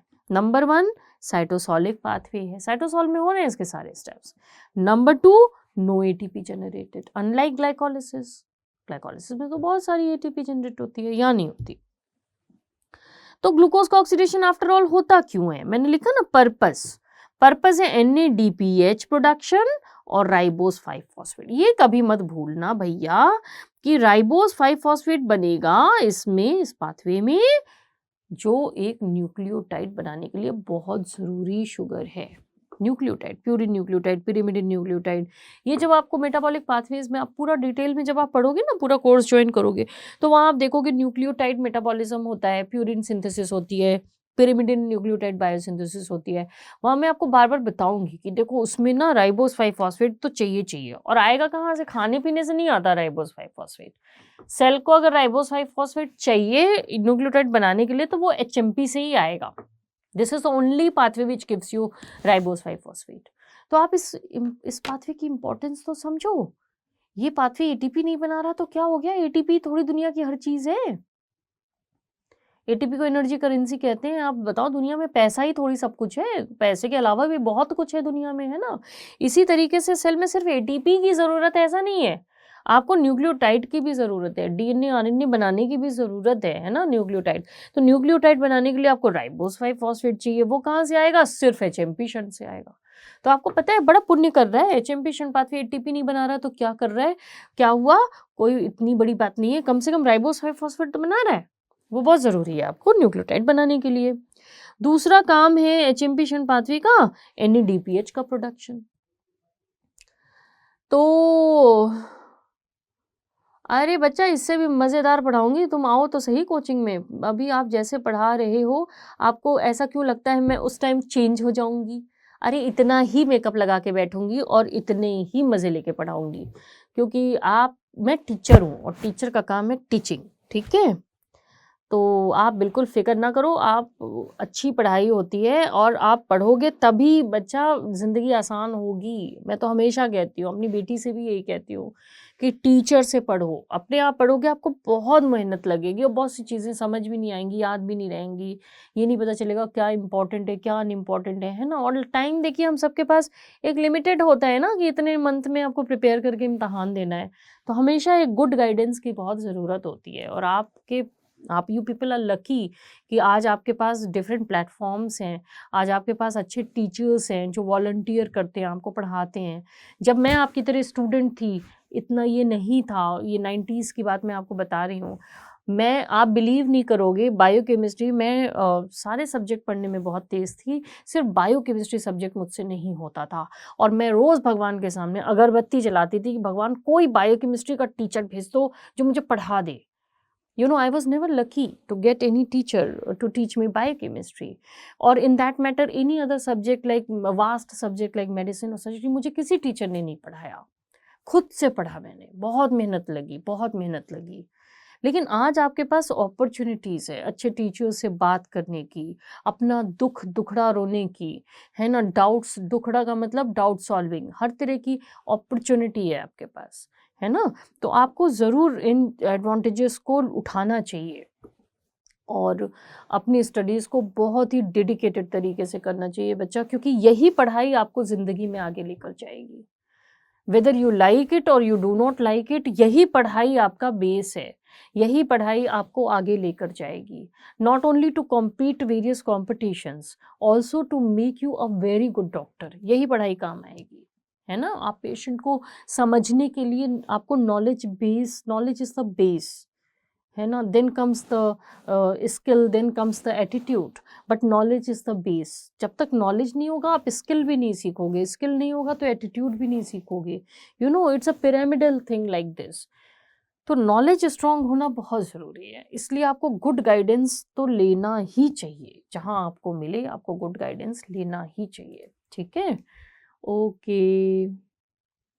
ऑफलाइन या ऑनलाइन? बच्चा देखो, ऑफलाइन का तो कोई तोड़ नहीं है।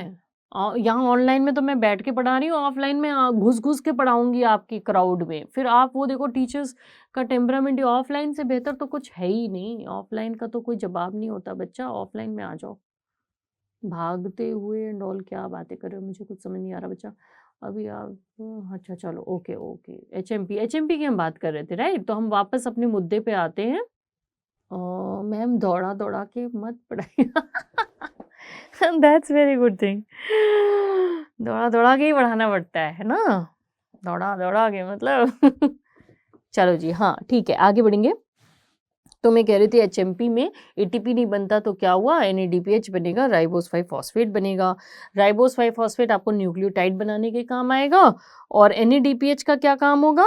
एनएडीपीएच क्या काम? आप देखो बच्चा, एक बात ध्यान से सुन लो, अभी सुन लो।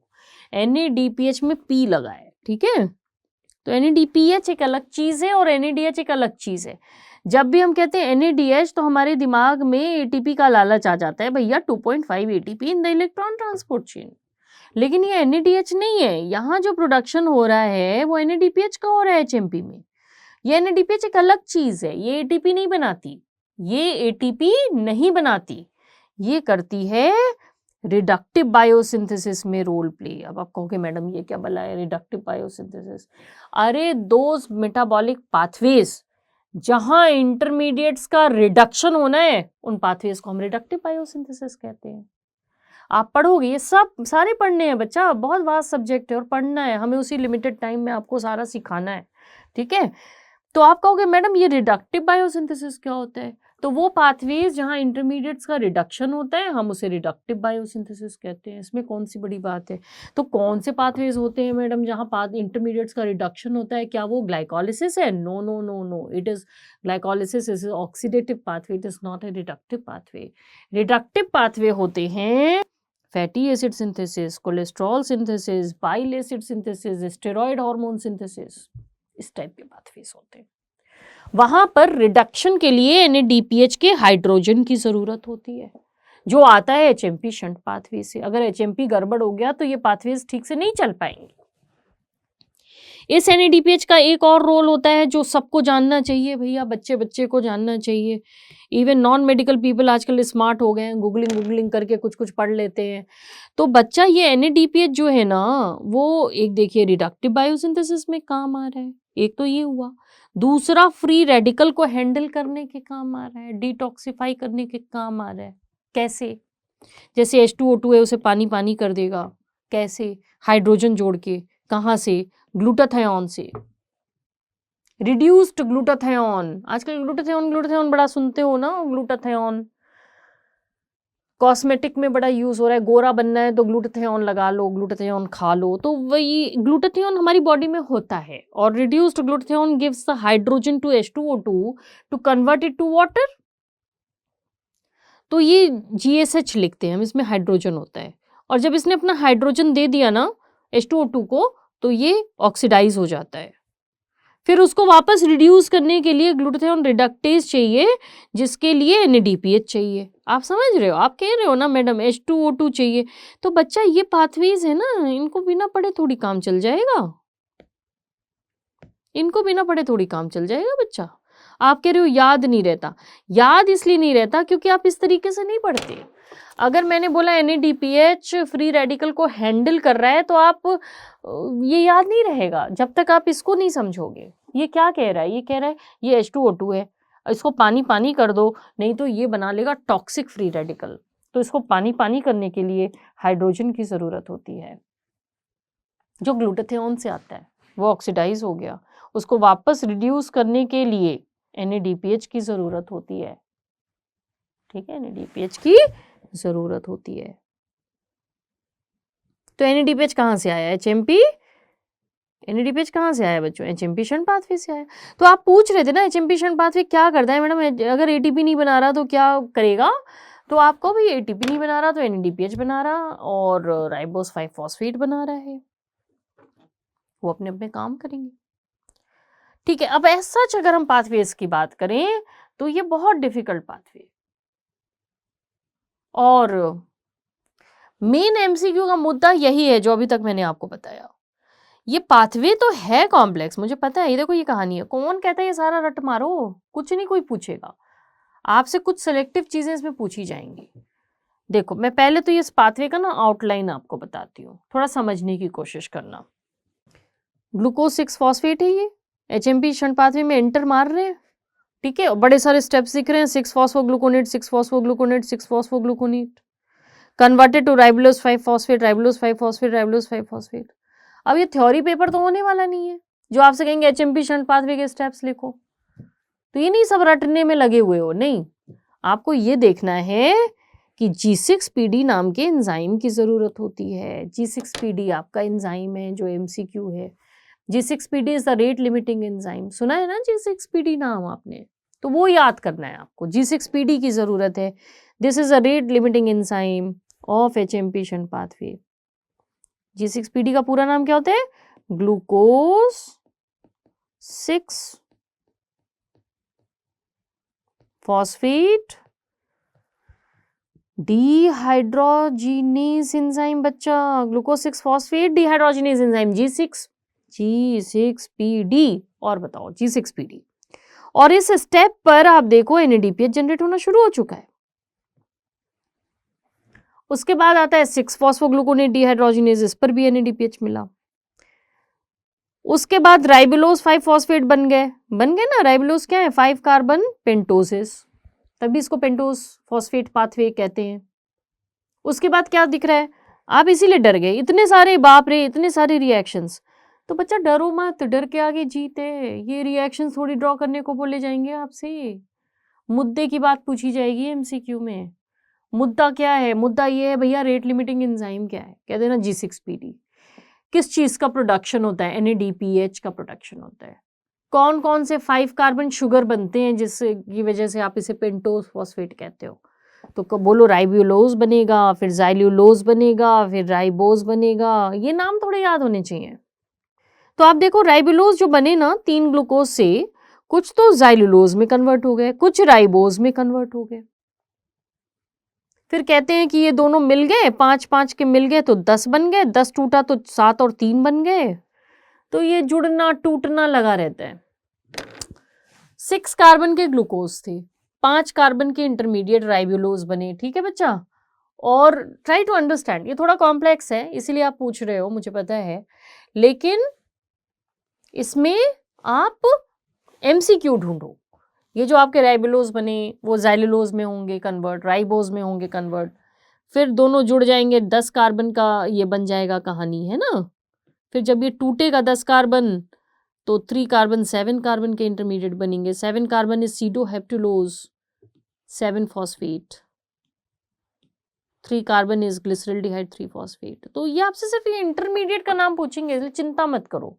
तो 5 कार्बन के राइबोलोज, राइबोज, ज़ाइलोलोज, 6 कार्बन के जो इंटरमीडिएट होते हैं वो फ्रक्टोज 6 फॉस्फेट होते हैं, 3 कार्बन के आप देख रहे हो ग्लिसरल्डिहाइड, 7 कार्बन के सीडोहेप्टुलोज। तो ये फ्लो चार्ट तो आपको हम वर्कबुक में दे देंगे ना, बना रखा है वर्कबुक, उसमें दे देंगे ये आपको। और पढ़ाते समय ये पढ़ा देंगे भैया ये पाथवे है, इसमें ये चीज़ें ध्यान दे लो, ये एमसीक्यूज में आने। उससे अलावा मैं आपको बता रही हूँ 20 साल का तजुर्बा है, एक एक्स्ट्रा क्वेश्चन नहीं पूछेंगे। पूछ लें तो तुम मुझे बता देना, मैं उनको देख लूंगी, ठीक है, चिंता ना करो। तो इस तरीके से ये 6 कार्बन हो जाएगा, 4 कार्बन। कहने का मतलब ये बड़ा कॉम्प्लेक्स पाथवे है, इसीलिए डॉक्टर एट द रेट हमसे बार बार पूछ रहे हैं मैडम ये क्या करें, इसका कैसे याद करें। तो कौन कह रहा है याद करें, वही फर्स्ट ईयर में याद किया था ना आपने, जब आपको बायोकेमिस्ट्री का लॉन्ग आंसर क्वेश्चन लिखना था। अब तो आप एमसीक्यूज के लिए लिखोगे तो आपको सिर्फ कोर की एमसीक्यू पॉइंट पता होने चाहिए। तो एमसीक्यू गिना देती हूँ आपके एचएमपी शंट पाथवे में। Number 1 cytosolic pathway, number 2 no ATP production, number 3 NADPH production, ribose 5 phosphate production, number 4 role of NADPH in handling the H2O2, है ना। तो उसमें आपने ये सारे एंजाइम्स के नाम देखे, ग्लूटाथियोन परऑक्सीडेज, है ना, ये सब डिटेल में और पढ़ाया जाएगा आपको रेगुलर क्लासेस में, ग्लूटाथियोन रिडक्टेज। तो ये समझना है, ठीक है। उसके बाद और क्या एमसीक्यू है, फिर पूछेंगे कि what all intermediates in HMP shunt pathway, तो भर भरा के इंटरमीडिएट है ना, तो ये आप थोड़ा याद करोगे, ये तो याद करना ही है, ये तो आपके रेगुलर क्लासेस में साइड में लिखवा देती हूँ मैं। 3 कार्बन का ग्लिसरल्डिहाइड 3 फॉस्फेट, 4 कार्बन का erythrose 4 phosphate is intermediate, 5 carbon के बहुत सारे हैं, राइबोलोज, ज़ाइलोलोज, राइबोज, है ना, यही राइबोज यूज हो जाता है जब जरूरत हो। 6 carbon intermediate is fructose 6 phosphate, 7 carbon intermediate is sedoheptulose 7 phosphate. बस यही पढ़ना है, कोई तोप थोड़ी है, यही एचएमपी शंट पाथवे है। और धीरे धीरे देखोगे इतने कॉम्प्लेक्स रिएक्शन के बाद में लास्ट में जा करके 2 ग्लूकोज तो वापस मिल गए, 3 चले थे ना रास्ते में, स्टार्टिंग में 3 चले थे, 2 वापस मिल गए। कहाँ से मिल गए, एक ये मिला और आप देखोगे एंड में एक ये मिला, एक यूज हुआ बस पूरे प्रोसेस में। Purpose again I repeat, it is the NADPH production and ribose 5 phosphate production, otherwise इस पाथवे का और कोई सेंस बनता ही नहीं। लेकिन ये 2 चीजें जो बना रहा है वो सर्वाइवल के लिए बहुत एसेंशियल है। एनएडीपीएच नहीं होगा तो हाइड्रोजन पेरोक्साइड तो शेयर हो जाएगा, it will break down the RBC, it will lead to hemolysis. सुना है ना G6PD डिफिशियंसी में हिमोलिसिस हो जाती है, तो क्यों हो जाती है? नो मेडिसिन डॉक्टर और paediatric doctor will be telling you that, only you will be knowing that G6PD में हिमोलिसिस इसलिए हो जाती है कि G6PD में एचएमपी शंट पाथवे होता नहीं है, एनएडीपीएच का प्रोडक्शन होता नहीं है। जब एनएडीपीएच का प्रोडक्शन होता नहीं है तो H2O2 शेयर हो जाता है, कहते हैं मैं सेल को तोड़ दूंगा, आरबीसी तो बहुत फ्रेजाइल है बेचारा, टूट जाता है, तो बच्चा आएगा हिमोलिसिस के साथ। पेरिफेरल स्मीयर किया तो देख रहे हो भैया आरबीसी तो टूटे पड़े हुए हैं, हिमोलिसिस की वजह से बच्चे को हिमोलिटिक जॉन्डिस भी हो गया है। तो आपको ऐसा केस बना के दे देंगे, बच्चा is coming with haemolytic jaundice, तो बताइए what enzyme deficiency is suspected in this baby, तो कह देना भैया G6PD, so this deficiency resulting in hemolysis is pretty common, ठीक है। तो ये है कहानी बच्चों, एचएमपी शंट पाथवे ऐसे पढ़ना है। अब थोड़ी आपकी tension doctor at the rate ठीक हुई, अब तो यही है डिफिकल्ट। अगर आपको केस बना के दे देगा तो आपके लिए डिफिकल्ट हो जाएगा, क्योंकि आपने कभी केस बेस्ड पढ़ा नहीं। अभी मैंने जैसे केस प्रेजेंट किया, एचएमपी पे केस बनाएंगे, वो आपको डायरेक्ट नहीं पूछेंगे रेट लिमिटिंग एंजाइम बता दो, वो जमाना चला गया, आप सही कह रहे हो। आपसे सीधे कहेंगे भैया एक बच्चा आ रहा है हिमोलिसिस से आ रहा है, पेरिफेरल सीवियर में हिमोलिटिक एनीमिया दिख रहा है, जॉन्डिस भी है, बिलिरुबिन इतना है, ये है वो है, फला है ढिका है, लिवर बढ़ा नहीं है। भैया इसमें लिवर थोड़ी बढ़ेगा, वो तो ग्लाइकोजन स्टोरेज डिसऑर्डर में बढ़ेगा। कौन सी एंजाइम की डिफिशियंसी आप सस्पेक्ट करते हो, ये आ गए अपने सवाल पर, तो वो G6PD का आंसर हो जाएगा। डिफिकल्ट क्वेश्चन बनाना बहुत आसान है, आसान क्वेश्चन बनाना बहुत डिफिकल्ट है, आपको पता है। मैं खुद बनाती हूँ MCQ, मुझे पता है, आपको शायद नहीं पता है। तो ये है बच्चा, चिंता ना करो, सीधा सीधा सवाल थोड़ी आना है, अब तो ज़माना चेंज हो गया बच्चा। और जितनी जल्दी एग्जाम निकाल लो उतना ठीक है, समय के साथ ये और कॉम्प्लेक्सिटी एग्जाम्स की बढ़ती जाएगी, मैं आपको अभी से बता दे रही हूँ, मुझे पता है सब। हाँ, क्यों दिक्कत होती है राजा? क्योंकि आप लोग कभी उस तरीके से पढ़ते नहीं हो ना। मेरा तो कर्म और धर्म सिर्फ केस बेस्ड टीचिंग और बायोकेमिस्ट्री है, और आज से नहीं, मैं 10 सालों से केस बेस्ड टीचिंग करती हूँ। और जब से ये प्रेशर आ गया है भैया CBME का, और ये सारे next pattern of exam and case based questions, अब मेरे को तो बहुत मज़ा आ रहा है। क्योंकि भैया केस अल्टीमेटली टू डॉक्टर्स को क्या चाहिए? हार्डकोर बायोकेमिस्ट्री थोड़ी चाहिए, केस में वो बायोकेमिस्ट्री कहाँ यूज़ हो रही है ये समझना उनके लिए ज़रूरी है। तो don't worry, when you come for regular classes, सारी टीचिंग केस बेस्ड ही होनी है।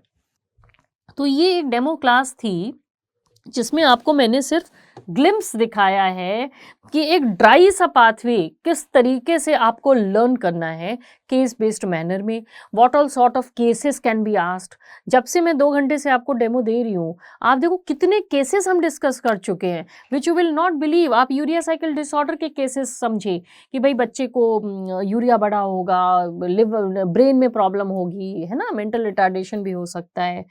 आपने देखा कि गैलेक्टोसीमिया में हमने केस डिस्कस किया, बच्चा कैटरैक्ट के साथ आ रहा है, हिपैटोमेगैली के साथ आ रहा है, यही है ना केस बेस्ड, और कुछ अलग थोड़ी है केस बेस्ड। HMP बच्चे ने पूछा, तो HMP में आप देख रहे हो, मैं इसके डिटेल में घुसी ही नहीं, मेरे पास लकली ये पाथवे लिखा हुआ था, मैं इसके डिटेल में घुसी ही नहीं, मैं डायरेक्ट हिमोलिसिस एनीमिया की बात करने लगी, है ना, और इसमें आपके इंटरमीडिएट्स न्यूक्लियोटाइड सिंथेसिस की बात करने लगी। तो इस टाइप से आपसे सवाल पूछे जाएंगे। तो जब आप पाथवेज को एक स्पेसिफिक तरीके से पढ़ोगे, it will not be difficult for you at all. ठीक है, तो ये कहानी है। इस बार एक क्वेश्चन था विटामिन सी वाला। तो अच्छा, विटामिन सी की जहाँ अगर आपने बात की, आप कहते हो आसान लग रहा था लेकिन घुमा के था, तो बच्चा मैं आपको बता दूं, अगर विटामिन सी का नाम आपने लिया और उस पर एक केस बनाया है, तो वही चंद केस बनेंगे। नंबर 1 स्कर्वी का केस बनेगा, जिसमें उस बच्चे को या बड़े को ब्लीडिंग गम्स होंगे, इकाइमोसिस होगी, पिटिकल हेमरेजेस होंगे। उसका रीज़न है कि विटामिन सी कोलेजन नहीं बनाने में बहुत ज़रूरी है, और विटामिन सी की अगर डिफिशियंसी है तो कोलेजन नहीं बनेगा, ब्लड वेसल्स फ्रेजाइल होंगे और इधर उधर फटते रहेंगे, तो ब्लीडिंग वीडिंग होने लगेगी। एक तो ये केस बनाकर आपको दे देंगे। दूसरा, आपको वो बोनी मेलफॉर्मेशन की भी बात कर सकते हैं। भैया कोलेजन तो बोन भी बनाने के लिए चाहिए, तो विटामिन सी कम होगा तो कोलेजन नहीं होगा, कोलेजन नहीं होगा तो बोन नहीं होगा, तो बोनी आर्किटेक्चर डिफरेंस प्रेजेंट किया जाएगा कि उसमें कुछ स्केलेटल सिस्टम में इफेक्ट था, लूज स्किन थी, है ना, और स्केलेटल डिफॉर्मिटी थी, ग्रोथ रिटार्डेशन, इस टाइप से केस प्रेजेंट किया जा सकता है। और अगर आप FMG एग्जाम की बात कर रहे हो, तो विटामिन सी डिफिशियंसी पर यही पिटिके, हेमरेजेस, इन सब की बात हो रही थी। I have discuss that question, है ना। चिंता ने, आप ना स्ट्रेस बहुत ले रहे हो, थोड़ी पढ़ाई में ध्यान ज़्यादा दो, है ना, सब हो जाएगा। लेकिन अब वो पढ़ना पड़ेगा ना, बिना पढ़े इम्तिहान में बैठोगे तो सब टफ लगेगा। देखो, कोई भी क्वेश्चन टफ या इजी नहीं होता है, जो क्वेश्चन आता है वो इजी हो जाता है, जो नहीं आता है वो टफ हो जाता है।